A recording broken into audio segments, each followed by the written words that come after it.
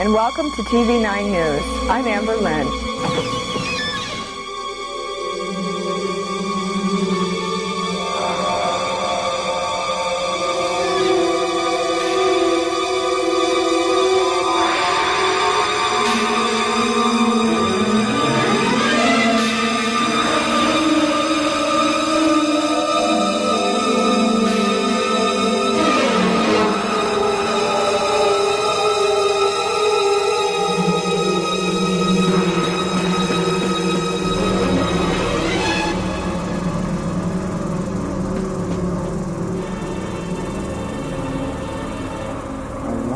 My baby.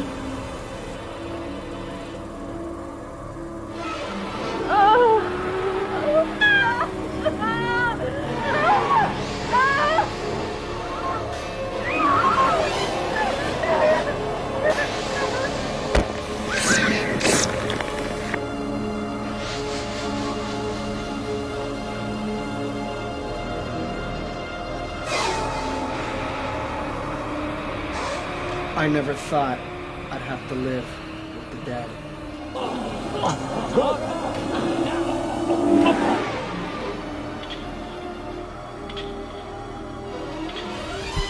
He's dead. I know he's dead.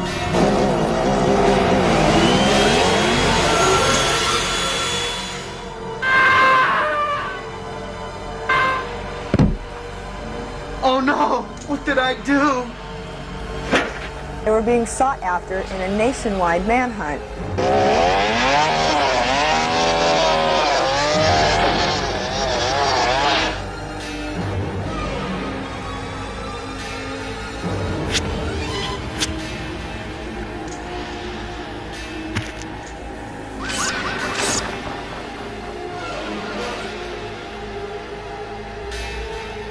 Oh shit.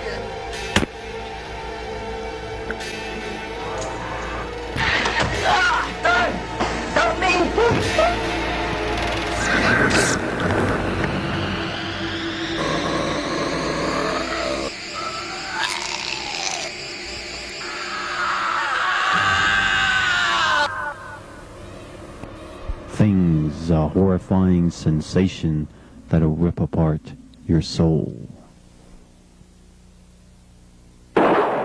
So technically Things is not shot on video, it was shot on Super 8 I think, it was shot on 8mm and a bit of 16 I think, and then it was put out straight to video, so it was released on VHS first, but they actually shot it on film, which is cool. So yeah, so technically not a shot on video film, but still fits within the whole category of like, what the fuck did I just watch? These are the weirdest films ever, you know. He also did Wicked World, which is good in its own way, not quite as magical as Things. So this guy, Barry J. Gillis, looks kind of like a normal fucking electrician. Like, you feel like if you hired somebody to come to your house to do any kind of menial work, like plumbing, whatever, like, you know, he's got the drill ready.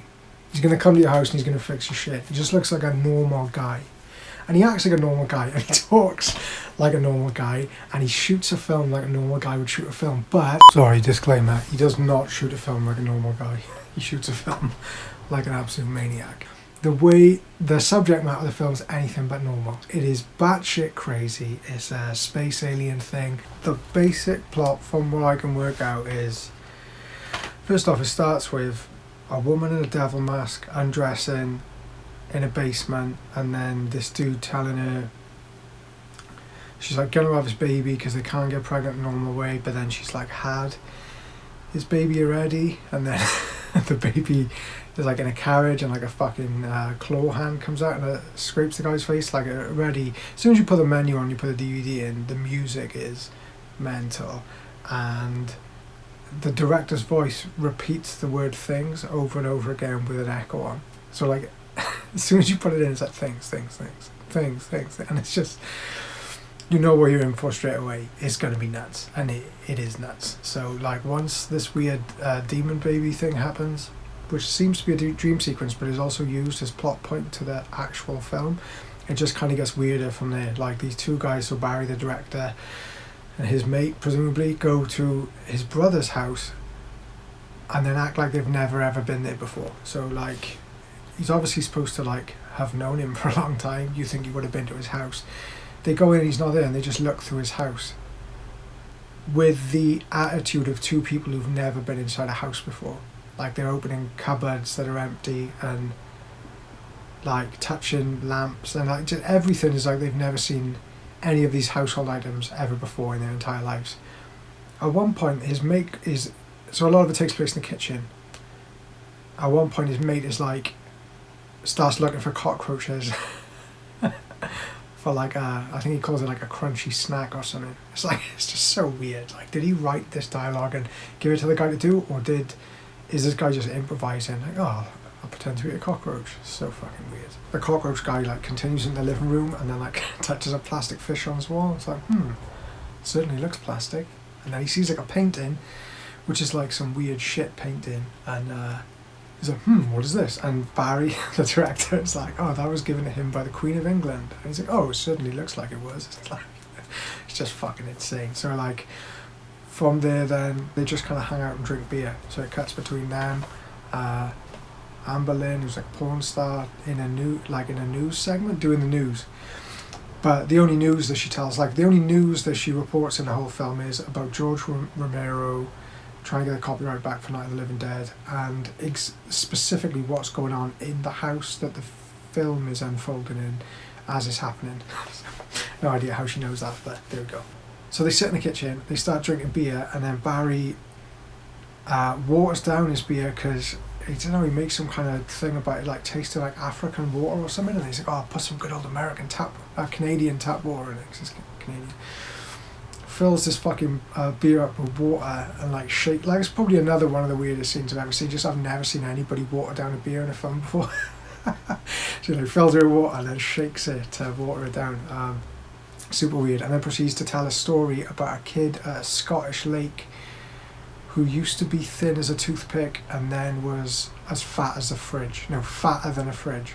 And then it just kind of gets slightly boring and slightly weirder until about an hour in, when the shit has hit the fan a bit and a bunch of people have died, and this guy, Dr. Lucas, who's been doing the experiments in the house or whatever the fuck's going on, turns up and accuses Barry of killing all these people because all the little mutant alien things have hidden at that point, kind of look like Deadly Spawn creatures.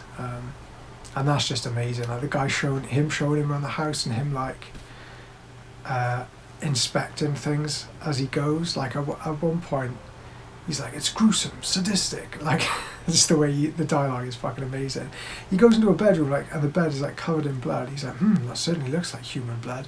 And then he like dips his hand into it and like smells it or tastes it or something. Like how they thought that was like, oh, so what you do next is you smell the blood to double check, because everyone knows what human blood smells like. And then there's like the best kind of, not even a chase scene, just a man running scene in any film I've ever seen. So it's the whole thing's inside, it's mostly in the kitchen. Cuts to outside and Barry is running through the woods with this like amazing, like the whole soundtrack is this really awesome like Casio keyboard, really cheap synth with a bunch of like really crappy percussion. It sounds like it's on demo mode, like when you press demo and it plays a little thing, it'll play like a samba, hi-hat or whatever. Really weird. So this like Casio demo music kicks in and he's like flailing his arms running through the woods and like he's screaming and stuff, and then he like somehow he like ends up in a river and he's going down the river and he's literally screaming as high as he can at the top of his voice at this guy on a bridge, and it's like it just makes zero sense. It's another one of those moments where you're just like, what were they even trying to pull off here, you know? So scenes run on way too long in these films, and audio tends to repeat quite a lot, which is really weird. The conversations end with like these mumbled, I guess we'll just go down here then, as if he's talking to himself almost. And you feel like, and if you watch the behind the scenes documentary, you know, he's not the calmest of guys, he's struggling to make the film. Watch him on camera, because he usually plays the lead, you can see a man trying to keep it together, and it makes it amazing. Respect to him for the films he made and for fucking finishing them and putting them out and doing them, like, amazing. But you can see him holding his shit together while he has to probably then move the camera and move the lights and make sure the smoke machine's working. And somebody over there is eating crisps and they might pick that up on the sound, and this person's forgotten their lines and it's too hot in this house and everyone wants to go home. And you can see that in the films, and I love it because it just, if you've ever tried to make a film or you've ever shot a scene with other people, then you should watch Things, because it'll remind you of all the hard days that you've had on set. And even if you've never made a film, you don't know anything about filmmaking, wipe your mind of all the ideas you have about what a film should be. Don't watch it with, is it good, is it not good? Just let it wash over you and see how you feel after watching it.